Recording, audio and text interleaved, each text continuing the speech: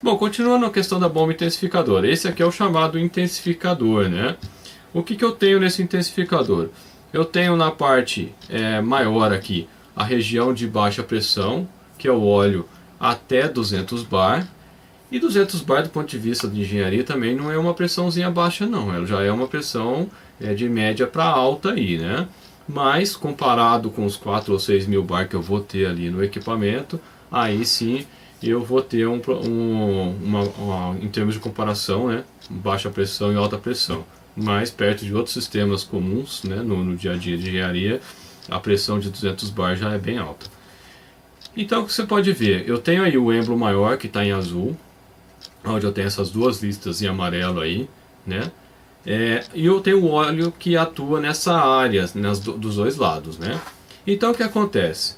Uma pressão de 200 bar atuando nessa área, pressão é força dividido por área. Então o que acontece? Uma vez que eu tenho uma pressão atuando numa área, eu tenho uma força. E essa força vai ser transmitida para esse outro êmbolo menorzinho,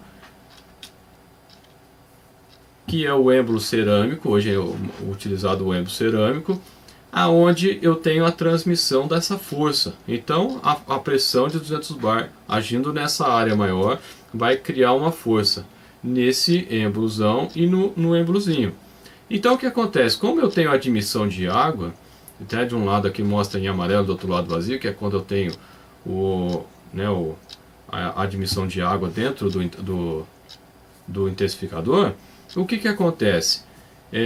Eu tenho essa mesma força sendo atuando numa área muito menor. Então, como pressão é força dividida por área, eu aumento a área, eu diminuo a área do êmbolo comparado, né, do êmbolo de óleo comparado com o êmbolo de água, e aí que eu tenho a multiplicação ou a intensificação da pressão. Então, nos casos dos equipamentos que chegam a 4.000 bar, a relação desses êmbolos é justamente de 20 para 1. Então, no caso, o êmbolo grande ele tem uma área 20 vezes maior do que a área do êmbolo menor. No caso dos equipamentos que chegam até 6.000 bar, aí a relação é 30 para 1. Então, ou seja, o êmbolo maior do óleo ele é 30 vezes maior do que o êmbolo menor, né? Então esse é o princípio. Então, assim, do ponto de vista físico, é muito simples. A grande questão da tecnologia do corte à água é justamente você conseguir ter essas materiais que suportam essa pressão. Bom, aqui já a bomba Direct Drive. Eu tenho um motor elétrico através de um sistema de manivela e virabrequim. Eu tenho um acionamento do êmbolo e esse êmbolo é que vai estar diretamente fazendo a pressurização da água. Então o que acontece? Esse êmbolo aqui normalmente é usado um êmbolo cerâmico também. Lá na câmara de pressurização eu tenho duas válvulas, né? Uma válvula de entrada e uma válvula de saída. O que acontece? Quando o êmbolo recua, eu tenho a criação de um vácuo dentro da câmara. E aí a pressão de água ela é suficiente para vencer a força de mola, ela abre e a água entra dentro do sistema. Quando eu começo a pressurizar, que é o que está mostrando agora, né, o êmbolo começa a voltar, como a água é incompressível, o que acontece? Ele começa a apertar a água não tem ponto de sair, a pressão sobe até o ponto que a pressão vence a força de mola ali dessa válvula de retenção de saída. Aí eu começo a ter o escoamento de água para fora. E aí o ciclo continua. Nesse caso, eu tenho as bombas triplex, né, que são com 3 êmbolos. Por que essa bomba ela não tem o atenuador? Justamente porque esses 3 êmbolos eles trabalham numa sincronia tal que eu sempre vou ter pressurização de água. Então eu não tenho essa questão, essa possibilidade de falhar a água, como o caso da bomba intensificadora. Então, olhando por esse ponto, né, me faz crer que de fato faz sentido isso que o pessoal fala, que a bomba Direct Drive ela tem um rendimento maior. Se ela tem um rendimento maior, para o mesmo tipo de motor, mesmo tamanho de motor, eu vou ter uma energia maior entregue para o fluido, consequentemente eu vou ter um rendimento maior do meu equipamento como um todo. Bom, como que funciona então o cabeçote? Então lá na máquina eu tenho o cabeçote, o comando numérico libera, né, a válvula, ela abre, essa água passa por um orifício, que o orifício, para você ter uma ideia, ele tem, né, de 0,07 polegada, que é 0,178 milímetros. Então você pega 1 milímetro e divide por 10 e pega uma partezinha. Então tem um décimo de milímetro aqui, quase 2 décimos de milímetro, que é o tamanho menor do orifício menor. E no caso do orifício maior que é utilizado, que é o de 0,15 polegada, é 0,381 milímetros. Então eu tenho quase 4 décimos de milímetro. Então pega 1 milímetro, tem um pouco menos de meio milímetro, que seria o diâmetro.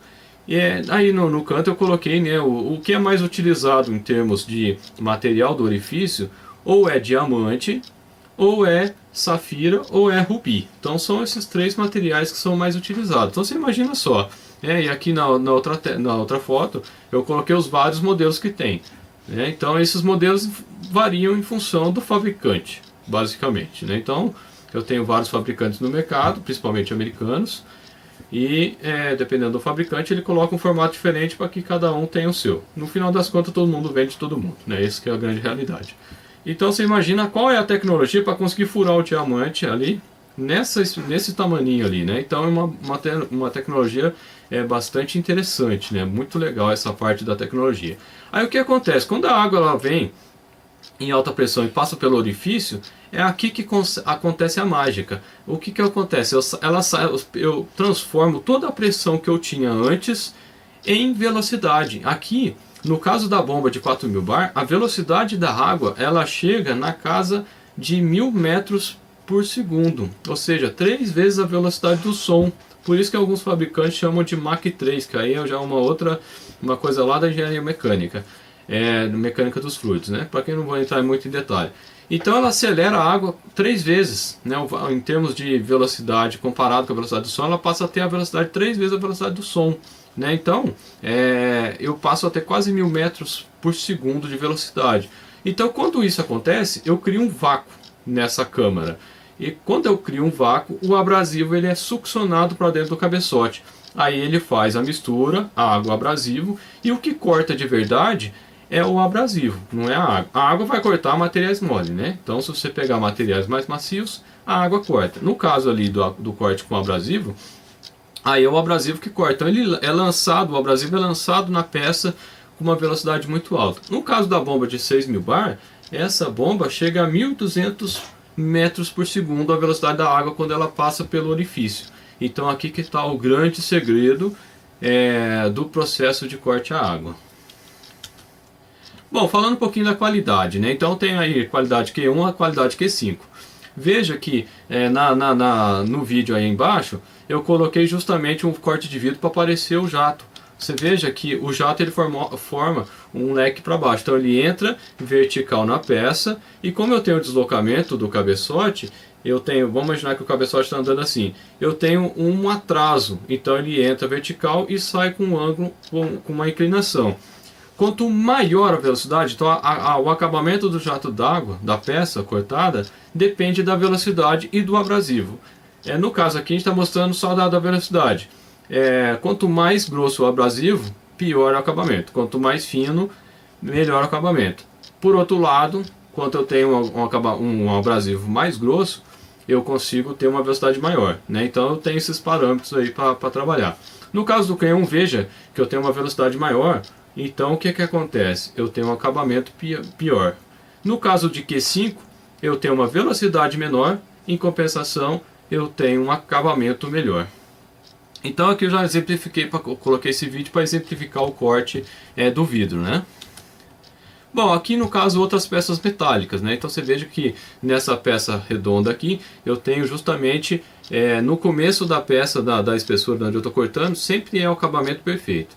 Agora, de um determinado altura para baixo é onde eu começo a ter essas ranhuras, é natural, no caso do corte à água. Dependendo da velocidade, isso diminui. Só que eu sempre tenho um acabamento pior embaixo do que em cima. Por quê? Porque eu vou perdendo energia, o jato vai perdendo energia, o abrasivo vai perdendo energia ali na hora que ele vai cavucando, literalmente ele vai cavucando o material. Então ele perde um pouco de energia e lá no final ele consegue tirar com menos qualidade, digamos assim. E no caso aqui da outra foto eu tenho uma engrenagem que foi cortada no jato d'água. Uma característica do corte de jato d'água é que ele é bem lento, ele não é rápido não. Aqui uma peça, a gente está demonstrando hoje, né, com as tecnologias dos equipamentos, a gente tem as máquinas 3D. Então aqui um exemplo que eu peguei, aonde aqui está, essa não é a velocidade de corte, está acelerado em 3 vezes, né, então ele é 3 vezes mais lento do que isso. E aí onde eu estou fazendo o corte de uma peça tridimensional, né, aqui vai ser uma espécie de um rotor. Aí eu já não sei se é ventilador, bomba, enfim, mas é uma espécie de um rotor, né? Então eu tive que acelerar porque senão ia demorar demais o vídeo, né? Para mostrar aí quais são os recursos que a gente tem hoje em dia nos equipamentos de jato d'água. Veja que é uma peça que tem toda uma angulação bem legal aí esse processo, né? Bom, para finalizar, o jato d'água ele é usado também em marmorarias, né? Nos Estados Unidos isso é muito forte, né? Lá tem muita marmoraria com máquinas de corte à água para justamente fabricar esses pisos todo decorado, todo louco, né? Os arquitetos vão à loucura aí com esses tipos de piso, né? Então aqui alguns exemplos de medalhão, montagem, então tem não só com mármore ou granito, mas também com cerâmica, enfim, você consegue, através dessa ferramenta, desse processo de corte, você consegue fazer peças de altíssima precisão e depois fazer a montagem. E aqui no Brasil, o exemplo mais icônico que tem, já tem alguns anos, acho que já tem uns 10 anos que já é assim, é a Basílica lá de Aparecida.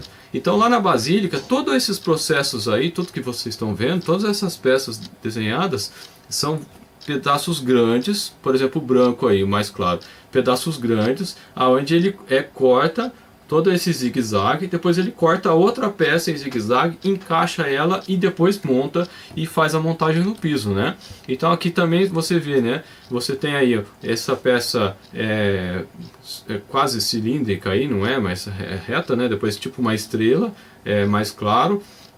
E depois você tem aí uma outra peça que parece um trapézio, né? Então o que acontece? Essa peça aí é uma única peça só, né? Então essa peça toda foi cortada no jato d'água e depois foi montado, é claro que em pedaço, e aí você foi se fazendo a reforma, né? Então é bem legal, é bem bonito esse piso, né? Aqui mais um exemplo, né, dessas peças, é o que eu estava falando, você tem um triângulo aqui, né, em branco, e aí você tem a outra peça escura ali, que parece um T meio chanfrado, né?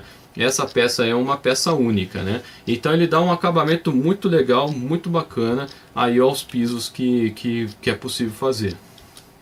E aqui a última peça, né? Lá da Basílica, outra foto só para ilustrar. Bom pessoal, a gente chegou ao fim, espero que tenham gostado. Se gostou, compartilhe o vídeo, se gostou, dê um joinha. Obrigado a todos aí que já estão comprando na nossa loja. Se você não comprou ainda, compra aí para ajudar a gente. magazinevocê.com.br/Magazine Engenharia e Companhia. Lá você vai encontrar tudo quanto é coisa que você quiser aí do Magazine Luiza, só que vai estar ajudando a gente de alguma forma, né? Tudo é garantido pelo Magazine Luiza, nota, fiscal, etc. Vai ser um prazer atender vocês. Obrigado pessoal e até a próxima.